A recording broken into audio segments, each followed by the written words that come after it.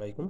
আজকে আমরা যে প্রশ্নটা করব সেটা হচ্ছে পরীক্ষা 2018 প্রশ্ন হচ্ছে 11 নম্বর, অর্থাৎ জাতীয় বিশ্ববিদ্যালয় এমনি পরীক্ষা 2018 সালে 11 নম্বর যে প্রশ্ন আসছিল সেটা হচ্ছে যে এর আগে কিছু লেখা আছে সত্য সারণীর কৌশলের সংখ্যা দাও এরকম, পরে হচ্ছে সত্য সারণী ব্যবহার করে নিম্নের যুক্তিটির বৈধতা বিচার করো। তাহলে বৈধতা বিচার যুক্তিটি হচ্ছে P implies Q not not লঘুবন্ধনী not Q dot not R therefore P বেলার। এটা হচ্ছে তিনটে যুক্তি এই যে একটা প্রশ্ন দিচ্ছে। তো এই প্রশ্নটা কী করতে হবে, আমরা একটা বচনাকারটির প্রতিবর্তী প্রাকল্পিক রূপ তৈরি করতে হবে। ঠিক আছে, প্রতিবর্তী প্রাকল্পিক রূপ তৈরি করতে হবে। তাহলে হচ্ছে কি এটা প্রাকল্পিক রূপ তৈরি করতে কী করতে হবে, আমরা প্রথমে আশ্রবাক্যগুলোকে কী করতে হবে, ডট চিহ্ন দ্বারা সংযুক্ত করতে হবে। ঠিক আছে, আশ্রবাক্য জয়টা থাকবে এটাগুলোকে ডট চিহ্ন দ্বারা সংযুক্ত করতে হবে, সিদ্ধান্তকে ইমপ্লাইজ চিহ্ন দ্বারা সংযুক্ত করতে হবে, আর 3 নম্বর হচ্ছে বন্ধনের যথাযথ ব্যবহার করতে হবে।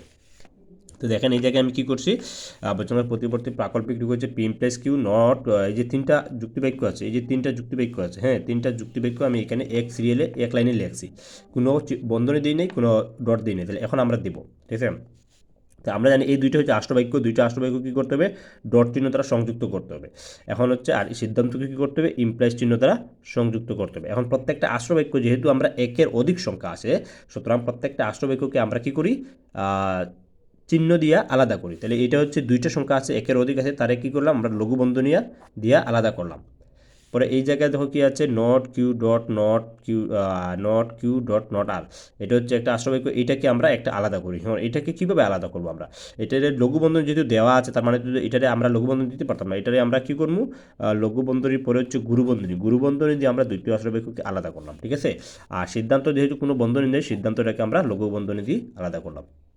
এখন দেখো এই ইমপ্লাইজ আর এই ডট দুইটা চিহ্ন বন্ধনীর বাইরে আছে, অর্থাৎ এই অবস্থানে আমরা বুঝতে পারি না কোনটার অধিকার কোন বেশি আর কোনটার অধিকার কম। এটার জন্য কি করতে হবে, আমরা আরেকটা বন্ধনী যেহেতু আছে ওই বন্ধনীটা নিয়ে আসতে হবে, হচ্ছে বলয় বন্ধনী। যে বলয় বন্ধনীটা কোথায় ব্যবহৃত হবে, বলয় বন্ধনীটা ব্যবহৃত হবে এই জায়গায়, এই দুইটা হচ্ছে আষ্টবাক্য আর এটা হচ্ছে সিদ্ধান্ত। তাহলে দুইটা আষ্টবাক্যকে আমরা কী করলাম, বলয় বন্ধনী দিয়ে আলাদা করে নিলাম। এই শেষ, এই হচ্ছে আমার বচনাকারটা প্রতিবর্তী প্রাকল্পিক রূপটা তৈরি হয়ে গেছে। এখন আমরা যে বাকি হেডিংটা লিখব। তাহলে দেখো আমি কি লিখলাম এখানে, যে এখানে উপাদান বচন হচ্ছে তিনটে, এটা কয়টা উপাদান পাইছি, যে এখানে বা আলোচ্য বচনাকারটিতে উপাদান সংখ্যা হচ্ছে তিনটি, যথা পি কিউ এবং আর, অতএব সারির সংখ্যা হবে টু দি পাওয়ার এন সমান টি কিউব সমান 8টি। আমি ভিডিও স্টপ করে লিখে নিই, কারণ হচ্ছে কি ভিডিও স্টপ করে নিলে তোমাদের জন্য সুবিধা, বেশি সময় আসলে কারোর ধৈর্য ভালো লাগে না। ঠিক আছে, অতিরিক্ত সময়, কম সময় আমি চাচ্ছি যে তোমাদের অঙ্কগুলো কম ভিডিওর মাধ্যমে বেশি বুঝিয়ে দিতে। ঠিক আছে, তাইলে আমার হচ্ছে 8টা সারণী লাগবে। হ্যাঁ, তাহলে আমি 8টা সারণী দিলাম, উপরে একটা হেডিংয়ের জন্য একটা দিলাম। তাহলে এখন আমরা কী করবো, প্রথমে হচ্ছে মান বসাবো। ঠিক আছে, তাহলে আচ্ছা বচনাকারটা এখানে আমি আবার একটু লিখে নেই। আচ্ছা, আমি আবার এই পৃষ্ঠায় লিখে নিলাম বচনাকারটা, কারণ হচ্ছে ওই পৃষ্ঠায় থাকলে এখানে আমরা বুঝতে একটু সমস্যা হবে, এই জন্য আমি লিখে নিলাম। বারবার পৃষ্ঠা চেঞ্জ করতে হবে। তাহলে হচ্ছে P implies Q not Q dot not R implies not P বেল আর। তাহলে এখানে বচন হলো তিনটা পি কিউ এবং আর, তাহলে তিনটার জন্য আমরা তিনটা কলাম নেই, পি কিউ আর। তাহলে তিনটার জন্য তিনটা নিলাম। এখন হচ্ছে বন্ধনী কয়টা, প্রথম লঘু বন্ধনী, এরপরে তখন নট আর আছে আর নট কিউ আছে। তাহলে এই তিনটার জন্য আমরা নট কিউর জন্য আমরা একটা নিমু, নট আর এর জন্য আমরা একটা নিমু। তাহলে সিঙ্গেল নিয়ে নিলাম। এখন হচ্ছে কি আমরা লঘু বন্ধনীগুলো নেই, পি ইমপ্লাইজ কিউ লঘু বন্ধনী আছে একটা নিলাম, একটা নট কিউ ডট নট আর আছে আর একটা, নট কিউ ডট নট আর তাদের জন্য নিলাম একটা, পি বেল আর আছে পি ভেল আর তার জন্য নিলাম একটা। লঘু বন্ধনীগুলো নিলাম, লঘু বন্ধনী শেষ। এখন হচ্ছে গুরু বন্ধনী, P implies Q dot not Q dot not R, তার জন্য নিলাম আমরা আরেকটা। এখন হচ্ছে এই সম্পূর্ণটা। ঠিক আছে, আমার এখানে জায়গা হবে কিনা, P implies Q dot not Q dot not R, তারপরে হচ্ছে ইমপ্লাইজ পি ভেল আর। আচ্ছা, তোমরা এইখানে খেয়াল রাখবা যাতে খাতে জায়গা হয়। ঠিক আছে, আমার এখানে জায়গা হয় নাই, আমি যদি ল্যান্ডস্কেপ করে করতাম তাহলে হয়তো জায়গা হইতো। ঠিক আছে, কিন্তু আমি ল্যান্ডস্কেপ করি নাই। ঠিক আছে, তাহলে এখন কী করবো, আমরা মান বসাবো। আগে আমরা সারণীগুলো দিয়ে দিই। আচ্ছা, আমরা এখন কি করলাম, মান বসাইলাম। ঠিক আছে, আমি যে সবগুলা কলামগুলো দিলাম, কলামগুলো দিয়ে আমি মানটা বসাইলাম, যে পি কিউ আর এর কীভাবে মান বসাতে হয় আমরা জানি, পি কিউ আর এর মান বসাতে হয়। তাহলে আমি মান বসাইলাম, আমি অন্য ভিডিওগুলোতে ডিটেলস আলোচনা করছি, তাই এখানে আলোচনা করছি না। কিউর মানটা কী হচ্ছে, কিউর মানটা হচ্ছে যে এখানে যে কিউর মানটা আছে ঠিক তার বিপরীত মানটা হচ্ছে এই কিউতে। ঠিক আছে, আচ্ছা, তাইলে হচ্ছে কি কিউ, এই যে কিউর মান, নট কিউর মানটা হচ্ছে, কিউর যে মানটা বসাবো আমরা ঠিক তার বিপরীত মানটা হচ্ছে নট কিউর মান, ঠিক আছে।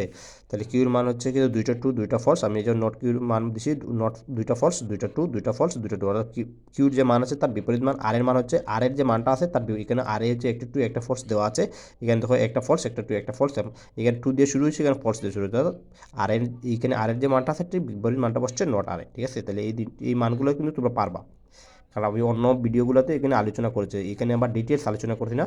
তোমরা যে পি ইমপ্লাইস কি ইমপ্লাইসের কাজ করবা এখানে, যে টু এবং ফলস, পূর্বক টু আর অনুক ফলস হইলে ফলস হবে, যে পূর্বক টু, যেমন কুয়েতে আছে যে পূর্বক টু আর অনুক ফলস আছে, তাহলে টু এ ফলসে ইমপ্লাইসের মানটা এখানে ফলস হবে, বা এরকম এই সূত্র দিয়ে করবো। আর ডটের ক্ষেত্রে তো জানাই আছে, ডটের ক্ষেত্রে পূর্বকটা কি হচ্ছে, নট কিউ হচ্ছে পূর্বক, এই যে নট কিউ এটা হচ্ছে পূর্বক আর এটা হচ্ছে অনুক, ঠিক আছে। এই পূর্বক এটা আর অনুক এটা, কার কাজ করবো, ডটের কাজ, ডটের কাজে কি টু, দুইটি টু হলে টু হয়, বাকি সব ফলস হয়। তাহলে আমি দুইটা মান বসাচ্ছি, তোমরা নিজেরা চেষ্টা করবে, হ্যাঁ।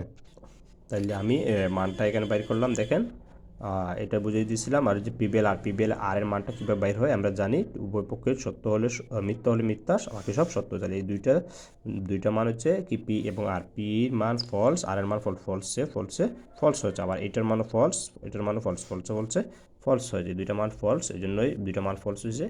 আর তারপরে বেলের মান এখানে দেখো P implies Q dot not R, হ্যাঁ। তাহলে পি ইমপ্লাস কিউ কোথাও, এখানে যেটা পি ইমপ্লাস কিউ আর এটা হচ্ছে নট কিউ ইমপ্লাই, এটা হচ্ছে অনু, এই দুইটারে ক্যালকুলেশন করে এই মানটা পাচ্ছি আমরা। তারপরে এখানে হচ্ছে চূড়ান্ত সিদ্ধান্তের মান হচ্ছে এই ইমপ্লাইস, যে ইমপ্লাইসের নিচে এই মানটা বসে, তো পিবিএল আর এটা হচ্ছে অনু আর এটা হচ্ছে পূর্বক, এটা অনু।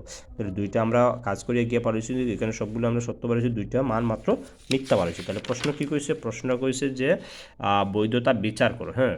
কিন্তু বৈধতা বিচার করো, তাহলে আমরা কী করব, বৈধতা বিচার করে পাইলাম যে অতএব যুক্তিটি, যদি আমরা লিখি যুক্তিটি চূড়ান্ত স্তম্ভের মান সত্য এবং মিথ্যা রয়েছে, অতএব যুক্তিটি অবৈধ, ঠিক আছে। আমি আর ডিটেলসটা লিখছি না, তোমরা লিখে নিবে, অতএব যুক্তিটি অবৈধ, যেহেতু উপযুক্ত সারণী চূড়ান্ত স্তম্ভের সকল কোটে মান সত্য নয়, চূড়ান্ত সারণী মান দেখা যাচ্ছে সত্য এবং মিথ্যা উভয় রয়েছে, অতএব যুক্তিটি অবৈধ, তোমরা এইভাবে লিখে নিবে, ঠিক আছে।